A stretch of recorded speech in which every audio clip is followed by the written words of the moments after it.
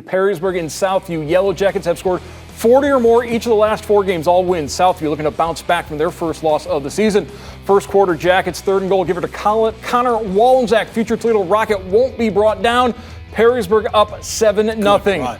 Move to the second quarter. Now a 14-0 lead. TJ Tackett's the screen pass to Walendzak. He's got blockers in front. Everywhere. His third touchdown of the game, second receiving. It's a 21-0 lead. Now, Walendzak this year is playing quite a bit of defense as well and playing well. Drops into coverage from his linebacker spot, comes up with the interception, and that leads to a Jason Saney touchdown run. 28-0 Perrysburg in front. And then next possession, the defense stifling. Senny in the backfield, sacks Avery Offenberg, balls on the carpet. Andrew Hunt scoops and scores. 34-0 Perrysburg at the break. Cougars do score late to avoid the back-to-back shutouts. Jackets roll 44-7. Walendzak 4 touchdowns, an interception, and a sack as well, and the victory for the Yellow Jackets.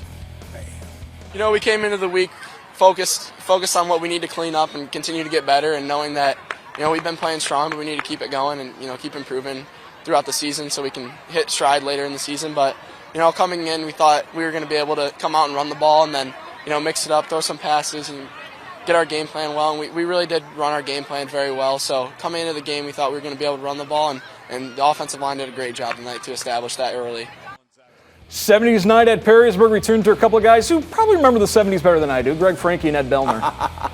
Coming into this game tonight between Perrysburg and Southview, it looked like it might be a very, very interesting football game with first place implications, as Southview had given Anthony Wayne a good game the week before, losing only 15-0, and trying to do it again against Perrysburg, but 2 weeks in a row, maybe that's a very difficult thing to do. Perrysburg took control right away, and they established that control, and they never let go of it.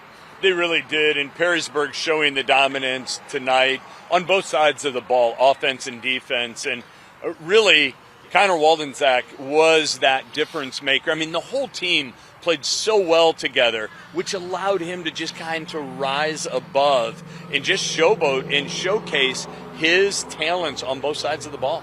Yeah, no question, showcase. And there were a few plays that Southview almost made, including in the first series of the game, where they almost stopped Connor behind the line of scrimmage. It would have set up an interesting 4th and 5, a near interception, a near sack. But Perrysburg always was able to do what they had to do to make the play. And after that, it just was kind of that momentum started running downhill, and there's nothing to stop it. Yeah, because there were many times that Southview had Perrysburg pinned back in deep, you know, third down situations, but Perrysburg just a little too much, and you could kind of see their line, both offense and defensively, stand up when they needed to create those holes or give the blocks for Tackett so he could throw the ball downfield and find his receivers. And they were just able to keep the ball moving downfield all night long. I don't believe we saw a punt once from Perrysburg tonight.